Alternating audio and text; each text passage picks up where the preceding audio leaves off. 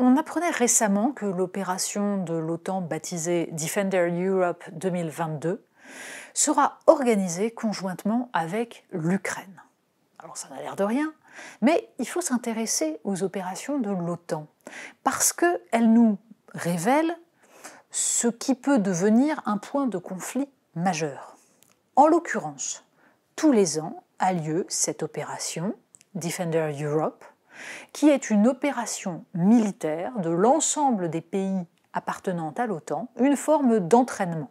Officiellement, il s'agit d'une opération défensive qui consiste à s'entraîner à répondre à une attaque.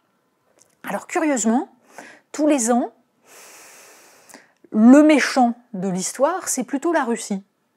C'est-à-dire que Defender Europe 2020, par exemple, avait lieu en bordure de la frontière russe. Alors même que le monde entier était confiné, que tout le monde faisait face à une menace qui était une menace globale, les pays de l'OTAN s'entraînaient à répondre à la menace du grand méchant russe. En 2021, l'opération a eu lieu en mars-avril, avec donc, là encore, tous les pays de l'OTAN, c'est-à-dire la Turquie. Les soldats turcs sont venus sur le territoire albanais, roumain, bulgare pour s'entraîner, là aussi, gentiment, à répondre à une potentielle attaque. L'invité, d'ailleurs, c'est assez drôle, c'était l'Arménie. C'est tout de même assez croquignolesque de voir l'Arménie et la Turquie s'entraîner ensemble, quand on sait ce qui s'est passé au Karabakh. Et donc, en 2022, l'Ukraine sera invitée. Évidemment, tout cela est totalement innocent, il n'y a pas la moindre provocation. Bien sûr, on sait à quel point la Russie maintient des troupes aux frontières de l'Ukraine et dans la Crimée occupée. On sait à quel point la tension est forte à cet endroit-là. Mais la question de savoir quel est l'œuf, quelle est la poule, qui a commencé, qui le premier a mis des troupes, est très gentille. On peut continuer à considérer que Poutine est l'agresseur unique et qu'il faut se prémunir. Il serait peut-être plus intéressant de poser la question différemment. L'OTAN est une organisation d'alliance militaire conçue contre un ennemi, l'Union soviétique, qui a disparu entre 1989 et 1991 et qui donc n'existe plus.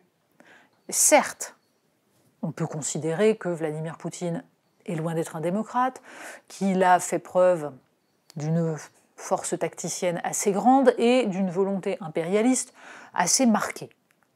Il serait plus ou moins naïf de considérer qu'il ne peut pas y avoir de danger venant de la Russie. Les cyberattaques de pirates russes le prouvent.